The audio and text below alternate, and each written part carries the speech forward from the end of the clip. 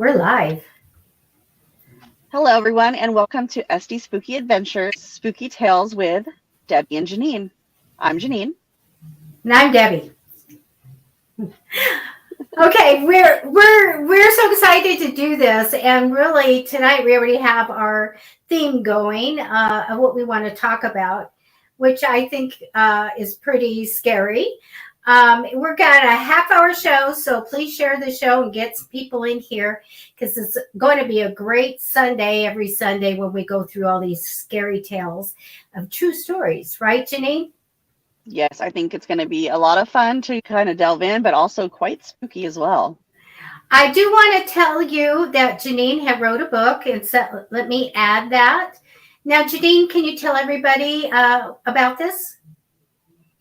Yes, so my book is My Paranormal Life Growing Up Psychic. It's all about growing up as a child psychic into my adult ages. And then the final chapters go into a lot of the investigations that myself and my team have gone on over the years. Fantastic. Now, I have been with you on a lot of paranormal investigations, and we have gotten into some tight spaces and scary stuff. And so on our future shows, we're going to talk all about that. And I'm Debbie Duncan, and I own psychicfixes.com.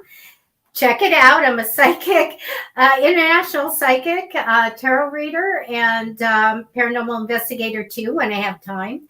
And I'm an author also. But we want to get started. It's because, Janine, I texted you really fast because I got on and I watched this show. And it was the Enfield hauntings. So Enfield, Enfield hauntings. So let me know, you guys, if you watched it. I'm sorry. So, Janine, it's a little bit, we have experience with this. Attachments, things that go home with you, and dynamic things. And this juicy story, which is based on true facts, had all that going for it. So, you guys, this was in Brimsdown, Enfield, London, England. And this happened, the haunting happened between 1977 and 1979. Even Ed and Lorraine Warren got involved and got to investigate the house. But it started off, Janine, I know you got to see most of it, where a little girl was playing hide and seek in the cemetery, and evidently a poltergeist or some kind of spirit latched onto her and came home with her. Yes, and that's why when we're out investigating and doing the things that we do, we always preach about protection and having that in place because attachments are real and they can be very scary. And destructive and dangerous. Before we get into this story, I have a personal experience with one of my best friends. And she was in a house in a very nice, affluent neighborhood. And they had one thing after another after another. And it was a flood. They had rats in the walls, which was unheard of in her neighborhood. They had tapping and rapping on the walls, and they had things move. So and she did see entities. So this went on and on until they moved. And they went into a house, again, in the same type of neighborhood, in the same area. Well, what happened there is everything happened that was at the other house. They had rats. They had flood. They had a fire. A fire just started on top of the stove. Just fire, and I think, wait a minute, I think it was in the stove. Just fire. It wasn't on. Nothing was going on. Fire. And they had the cupboard swing open, and the glasses, and there were witnesses, would fly out of the cupboards across the kitchen, hit the sliding glass door, and they would break. And they had bad luck after bad luck, and then health problems too, Janine. And so this kept going on, and I stopped going in the house. And I think most people know I'm not afraid of anything, but you you're smart when you know not to go in. Once in a while when we go, Janine, we always say, you know, if you see us run, right, you better run with us. I'll run a little bit faster. Yeah, because we are someone who faces this stuff. And because some of those shows on TV used to show them, you know, running away and screaming, even the guys, the paranormal investigators. And we're the ones that are saying, no, run towards it, run Right. towards it. I think there's been a couple of times that we kind of ran away. But we did find out that my girlfriend had, her husband had an attachment, and it was dynamic. And so, anyway, luckily, you know, they had to end up divorcing and all that. But we, you know, we found out there was some crazy stuff going on, and he was attracting all that stuff in. And she would see these hooded, you know, entities, hooded shadow people standing, you know, in a room and sometimes in the living room. So, you know, this stuff happens and you have to be really careful about putting protections around you. And what do you think, Janine? Do you have any did we ever come up to something really strong that we had to make sure we didn't bring home with us? The only time I can think of where we came across something super strong was in Pioneer Park.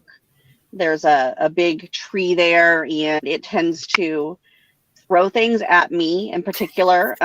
So it has these berries that will fall, but they'll throw them sideways and just whip me in the back of the head, the middle of my back, that type of thing. And it gets more active if I'm standing underneath it. So one day we were actually doing a live video on Psychic Fixes where we were investigating the area. And myself and our friend Sean, who's also a medium, we were connecting with something at the tree, trying to figure out like what the deal was with me and why it would get so active when I was around, when suddenly a portal opened up. Now, this was a very large, dark portal that both myself and Sean could see. And as the wind around us started to spin, almost like a storm brewing or a hurricane, we were having trouble staying on our feet. And in that moment, there was a very, very large black figure inside this black hole. And so at that point in time, we were really struggling to stay on our feet, to even, you know, keep our wits about ourselves, because it was all happening so quickly. And you actually had to run over and hit it with your scrabbly stuff to get rid of it.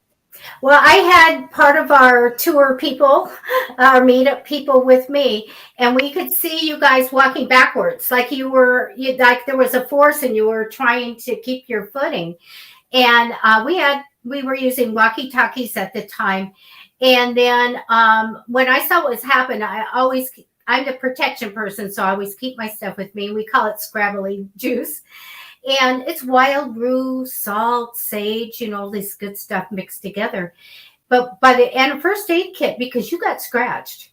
You got a scratch and you had on your arm, and your flesh, you know, your skin was sticking up. So I remember first aid for that, the alcohol and stuff. Oh, Sean what was happening to his legs? Was he getting scratched? He got scratched on his legs as well. And so, and then you said somebody should take care of this. I remember that. Okay. And I ran around that. I call it the wampum tree, because this thing is huge and it always targets her.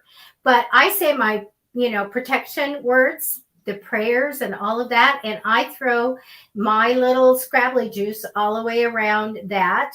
And it settled down, and you guys said that portal, you know, went. And that is something so interesting to say, especially when you guys said it was a dark portal and then an entity that you could outline, you could see that was even darker.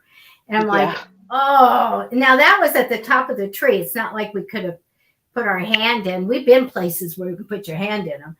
But that was a huge you know, strong force.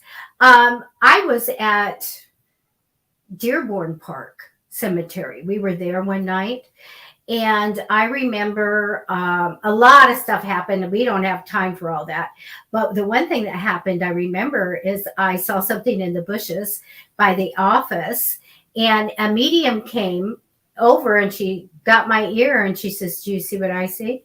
And I said, "Yeah, I'm going to go take care of it." And I took my scrabbly juice over there and kind of let it dissipate. So that was something that I wouldn't want to come home with me, yet it was a lesser kind of, it wasn't that powerful. But still, these are those little things, I call them Gumbies, that can, be very mischievous in your house and do stuff. And we don't want that. Because now, Janine, you have people come in spirit to your house, correct? You've always had that? Yeah, from the time I was 18 months old, I've had spirits coming in and out of the house and communicating with me. I've set some boundaries over the years as to when and where they can communicate with me, but I do definitely have spirits that come visit.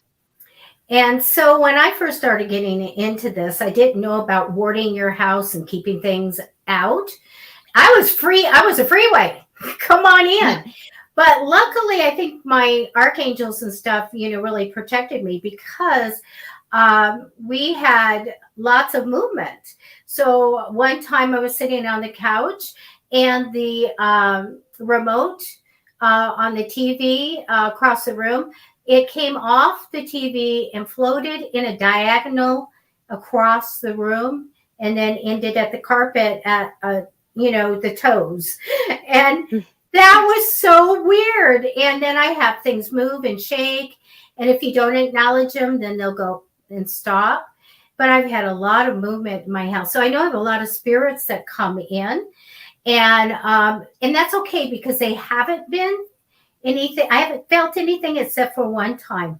And that, Janine, do you remember my hag story? Yes. Oh my gosh. And this is another reason. And someday we can talk about what you can do about this stuff. I had let whatever come in, and I had a lot of rapping, bam, bam, bam, at 3 a.m. all the time. And I took care of that. But one time I woke up. Oh, I didn't wake up. I was still awake. It was dark, and I opened my eyes up, and there was like ectoplasm. I think most people sometimes see that smoky stuff. And it formed this scary lady, this scary face. And I was like, I so want that to look like a nice person. Because sometimes I'll roll over and there'll be a nice lady there. She's just watching. And so what happened was it softened up and then it got scary. And the true self came. And I was crawling down to put my hand right through her. Because why not? Is it cold? Yeah. What do I got? I'm going to go down there. So I got up and I was I'm going to go down there and I'll put my hand through this thing when I was frozen. And then I was mad. 2 times happened mad. 10th Avenue Theater. That's another story. And this time with this thing, I call her the hag. She looked like a witch, a bad witch, an evil witch. And so I was sitting there trying to go and I couldn't. And I was mad. I couldn't talk. I said, how do I dissipate this thing? And I go, oh, if I could talk. Well, I couldn't talk, but I got the side of my mouth and I go, wow. And she went, choo, and gone. And so thank goodness I learned how to put in wards to keep those things out. But let's get back to this story. So Enfield hauntings. You can get that on Prime Video, right, Janine? Yeah, I found it on Prime Video. It's very interesting, the things that took place. And, a lot of times when a poltergeist like this does happen, it's usually young females because they believe that sometimes the hormones can weaken you to the point where, these things can come in and kind of take over. Plus, poltergeists are believed to be caused by turmoil in your own life. So it's very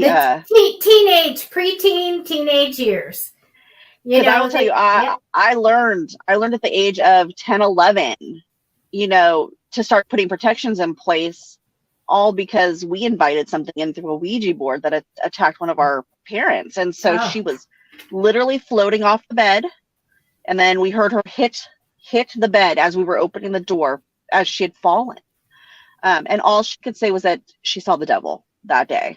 Oh, And so, believe me, like, thank goodness we had a lot of spiritualists in our area, and my mom and everybody was able to help clear whatever this was out pretty quickly. It didn't escalate. But with these poor girls, nobody was really believing them in the beginning. And so it just would cause them more turmoil, which would escalate the activity, which was, I had to be terrifying for the whole family.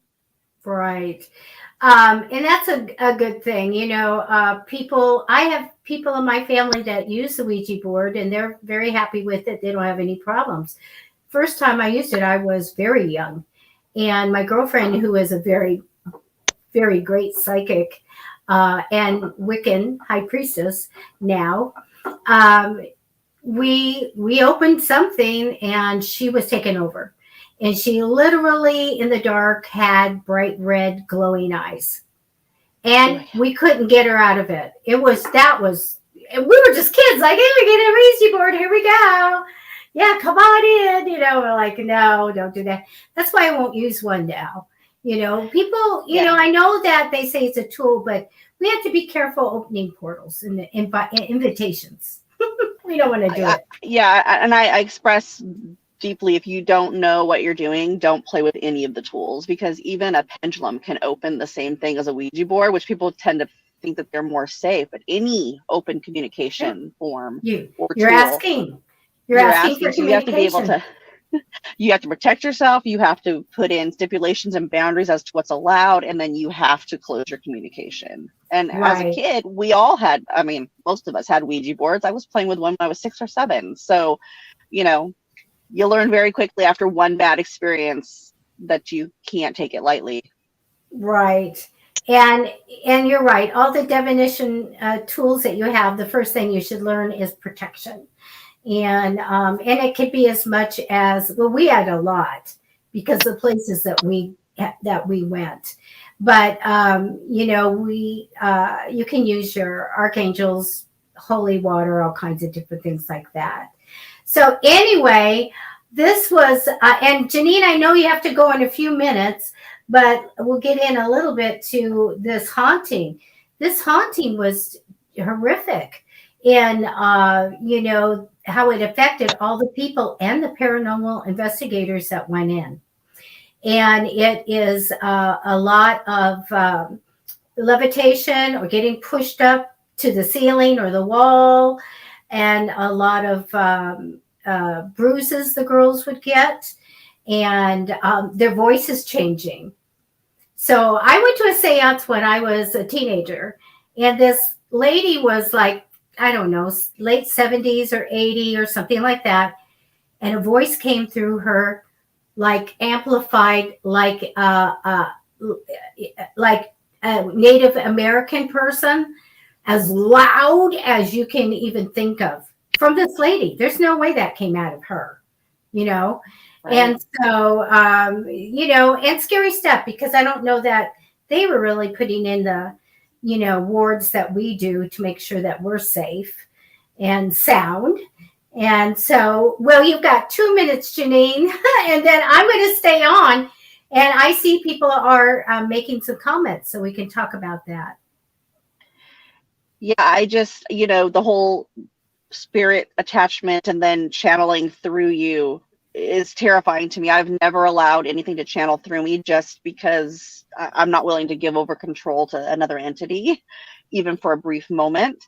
And for these poor girls, they had no control over it because they were so young and they didn't know how to stop what was happening. And so, you know, it started with the one very young girl, and then as it progressed, it started talking through the other girl too. And you know, I'm sure many people have seen poltergeist, and, you know, one of the main things that really does start to happen is things moving around, being flung around the room, and things being stacked in weird formations and staying there, even though, you know, physics says that it shouldn't be able to do that. And so these poor girls had to deal with that as well. They tried to at some point move her to another home to keep her safe from what was going on, thinking it was attached to the house when it was really attached to her. So when she moved to that other house, it attacked her there as well. And I just remember my heart stopping when I saw her come out to the living room because she was hearing the tapping, and all those glass figures were stacked all crazy in the living room. I can't Yeah. imagine. It is a scary thing. It's time for you to go, but next time you'll be in on the full 30 minutes. And we have Okay. Michael Mason and Jamie Mason coming on to talk about 4 of their ghost stories. So we're going to say goodbye to Janine, and we're going to go ahead. And I see Kim, and I want to bring up what you have to say, Kim, and we'll talk about levitation. All right. Well, So, thank you, Janine, everyone. we'll We'll see see you you next next time. time. Bye bye. Bye-bye. Here we go. She, Janine does ghost tours, so she is going to be busy taking a tour. She had to do it the last minute for somebody, so she does tours here in San Diego, and she's the best tour guide ever, and she does historic tours as well. Kim, you talking about levitation, and is it always a bad thing? No, it's not I'm not going to say it's bad. It's bad if a demon or a dark entity is throwing you up to the up into the air. A lot of times they slam people somewhere and things like that. Um, that would be bad. But levitation is something that is practiced, in religions and things like that. And I think it's a good thing. And let's see, you said it happened in your sleep when you were younger. My goodness. Um, that's amazing. How did you feel when that happened? Were you scared? I think that it would be scary, but if you're practicing to have that accomplishment where you can lift up, then yay. But to have it lift up, I'd be wondering what was, what entity or what spirit was there causing that to happen. Because that's not something that's, usually happens by in good circumstances. But yeah, no, it can be okay. It can be a spiritual thing where people want to lift up. Maybe you were astral projecting. Maybe you felt that lifting in trying to astral project. So that's what I think about levitation. Hi, Christy. How are you? Hi, Carlos. This is great. So let me go ahead and take that down. So anyway, you have to make sure that you're protecting yourself. Sometimes you can do things like say, I post Archangel to the north, to the south, to the east, to the west, on the roof of my home. Because you never know. One time I was sending protection and healing to 2 different places, one to an elderly woman I knew, and one to my sister and her partner. And so what happened is I was sending white light, so the protection around the house and then inside as healing. So one day I got this call from my sister, and she goes, there's something going on in my house. And I said, well, what? And she goes, there's white light in the living room, and it's just hanging in there. And I went, oh, I'm sorry, I forgot to tell you. I sent that to you. So we know that this can go and get into people's homes. If I can put it in that way, then other people and other things and spirits can get in. And so that turned out to be okay. But I did forget to tell her that I was, sending that on purpose to them for protection. Kim says I went all the way up to the ceiling, and I could not yell out to my parents for help. I had to ask God to help me telepathically, and then it stopped. The ceiling would be a scary thing. That's a long way up. I wonder what that was. I guess you were frightened because that happened. That could have been something that you did as well. So I feel that we all have power to move things, the telepathic thing. I do meetups and I have psychic development. And on two groups that I had on psychic development, I had 2 different pairs of people successfully do the Zener cards, from Ghostbusters, do the Zener cards perfectly. One person guessing and then the other guessing. Perfect scores. Now, how can that happen? But it does. Okay. Is it Erica, I hope I say it's right. You have a dweller in your home, and you've been working on getting that out. Any advice? Yes, you need to do a clearing. And let me tell you right now, you can message me at psychicfixes@gmail.com. Psychicfixes@gmail.com. And I'll send you the warfare prayer. So, acquaintance of mine is a demonologist. She's written a book, and I have the book behind me. And she has a warfare prayer. And she goes into not you had a spirit in your house. She goes into where there's demons and stuff. She wrote this prayer up, and this is something that you go do in every single room. Now, there's a song called Our God Reigns Here. It's by John Waller. Get it on your phone, blast it up volume, and I want you to go around, zip it up the corners, and let it sing. Let that music go. Go in every nook and cranny, in every closet. And if it's something that, well, they won't like it, so anything will probably go. But if it's something dark, it's going to go. If you have something that's really stubborn, you got to do this stuff more than once. So you can go get holy water, you guys, or you can consecrate it yourself. And you can see that online how to do it. It's very easy. But you can go in freely and take a clean vessel and go fill up. I get a spray bottle, write the cross on it, right? It's holy water. And I will go spray the cross where my windows are, where the front door is. A lot of people want you to use like olive oil and anoint it. If you have good paint, don't do that, okay? Or wood. So use a little bit of holy water, say 2.5 feet away from it, and then say a little prayer. This keeps everything out. This gets everything out.